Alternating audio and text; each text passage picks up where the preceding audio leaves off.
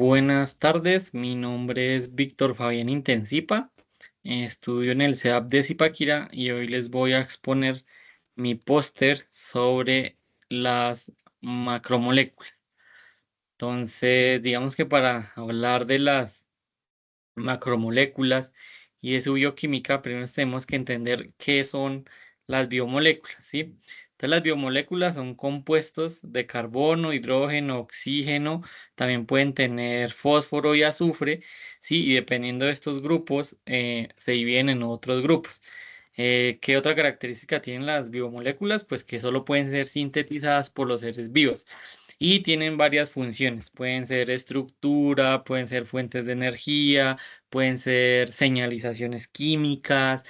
Dependiendo de en qué se especializa cada biomolécula, tiene una función en específico y hay funciones como por ejemplo en las proteínas en el cual pueden tener diferentes funciones, señalización, estimulación, biocomunicación entre las células.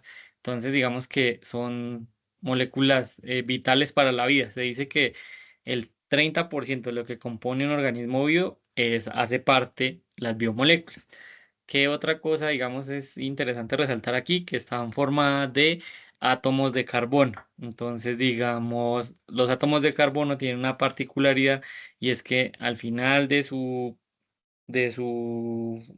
como de su núcleo de nivel de energía de los átomos, pues digamos que tienen cuatro electrones, ¿sí? Y para cumplir la ley del octeto, ellos deben unirse con otras moléculas para lograr la estabilidad. Eso le da la capacidad de generar varias cadenas. Entonces, por eso la estructura básica de las biomoléculas es el carbono.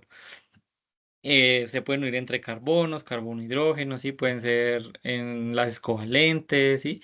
Bueno, pueden ser enlaces triples, enlaces dobles. Hay muchas maneras en las cuales se pueden unir y pueden ser cadenas lineales o pueden ser como isómeros o pueden ser, sí pueden tener muchas formas y eso les permite, digamos, tener una infinidad de macromoléculas. Digamos que la manera en la que se unen es ínfimamente a todas las macromoléculas que se pueden generar. ¿Listo? Ya dentro de las biomoléculas, pues tenemos cuatro grupos principales, ¿sí? Uno son los carbohidratos, ¿sí? Los carbohidratos son moléculas muy grandes, muy densas, son cadenas de carbono muy grandes, ¿sí? Pueden ser em, monosacáridos o polisacáridos, sí, digamos que las más conocidas es la fructosa, la lactosa, sí, ya que se unen está pues la sacarosa, que es la unión entre la glucosa y la fructosa, sí, que tiene de particular esta estructura, pues que digamos que hacer una estructura tan sólida que se unen entre ellas, pues puede generar estructuras muy sólidas como lo es la celulosa en la pared celular y también el almidón, sí, en las plantas. Entonces esto permite generar o almacenar energía o una protección, ya que son moléculas muy gruesas y los organismos tienen la capacidad de descomponerlos o degradarlos para generar energía. Sí, entonces digamos que los carbohidratos son como la fuente principal de energía, ¿sí? Igual es el producto principal de la fotosíntesis luego del oxígeno, ¿sí? Toman el agua, toman el dióxido de carbono y la planta lo que hace a través de la energía lumínica es filtrar esos átomos, esos fotones y filtrar esos átomos de dióxido de carbono para formar carbohidratos, ¿sí? Entonces digamos que es una biomolécula muy importante para la vida, ¿sí? Ya enseguida tenemos los ácidos nucleicos, ¿sí? Entonces los ácidos nucleicos, sí, pues digamos que son la base de la información genética. Sin ácidos nucleicos no hay división celular, ¿sí? Entonces los ácidos nucleicos pues están formados por un grupo fosfato, ¿sí? Por un azúcar o por un carbohidrato que puede ser ribosa o desoxirribosa, ¿sí? Cambia, digamos que es una ribosa para el ADN y una desoxirribosa perdón, es una ribosa para el ARN y es una desoxirribosa para el ADN, ¿sí? Y tiene una base nitrogenada que en este caso puede ser adenina, guanina, citosina, timina y en el caso del ARN, pues en vez de la citosina, tienen uracilo. Ya, digamos que la función principal de los ácidos nucleicos, pues es el almacenamiento de la información genética, ¿sí? Entonces se unen en cadenas a través de estas bases que estamos viendo acá, ¿sí? De las bases nitrogenadas, ¿sí? Y ahí pueden almacenar información genética.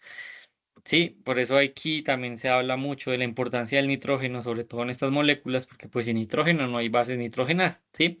Eso. Entonces se unen entre ellas generando cadenas de ADN o en el caso del ARN pues funciona como un transcripción de información, pero ya molecularmente para generar, digamos, la estructura de una proteína. Entonces el ARN mensajero lleva la información al ribosoma y él genera toda una secuencia de aminoácidos que deben ir, que ya los vamos a ver ahorita en la parte de proteínas, ¿sí? Pero entonces, esto por ácidos nucleicos.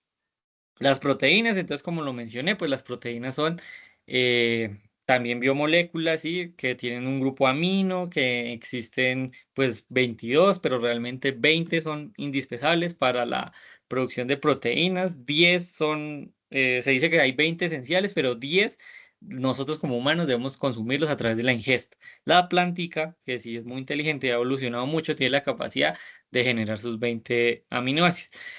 Y al unirse los aminoácidos forman estructuras que se llaman proteínas, ¿sí? Entonces, una cadena de aminoácidos hace proteínas. Hay proteínas específicas para todo, ¿sí? Entonces hay proteínas de señales, hay proteínas receptoras, hay proteínas, no sé, de señalización. Entonces, sí. Y también en las proteínas, hablando ya más de los aminoácidos, pero los aminoácidos también son precursores de otras moléculas o biomoléculas muy importantes. Por ejemplo, hay un aminoácido que se llama triptófano y él es el que le da, él es el precursor de las auxinas, ¿sí? Entonces, las auxinas son las hormonas de crecimiento, entonces están en los ápices de las plantas, entonces las proteínas, los aminoácidos son importantes no solo en el sector de las proteínas, sino todo lo que generan a través. Y por último tenemos los lípidos. Los lípidos, entonces, ¿qué son? Pues digamos que es una molécula, ¿sí? También se les conoce como fosfolípidos o como grasas, y tiene una característica especial y es que eh, son polares, ¿sí?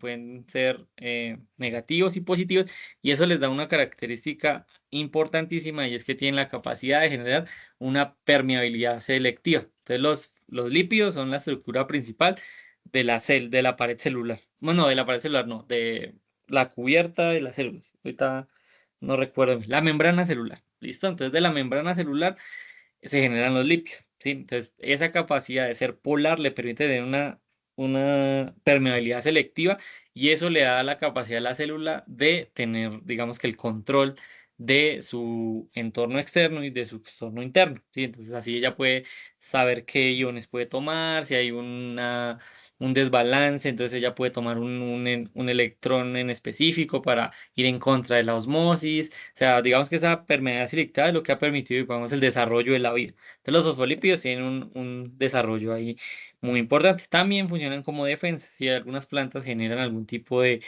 grasas o ácidos vegetales y algún extracto, ¿sí? Entonces, tienen esa capacidad de generar también otros compuestos.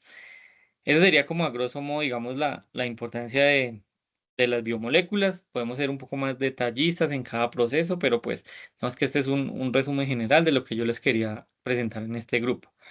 Espero les haya gustado y ya, muchas gracias.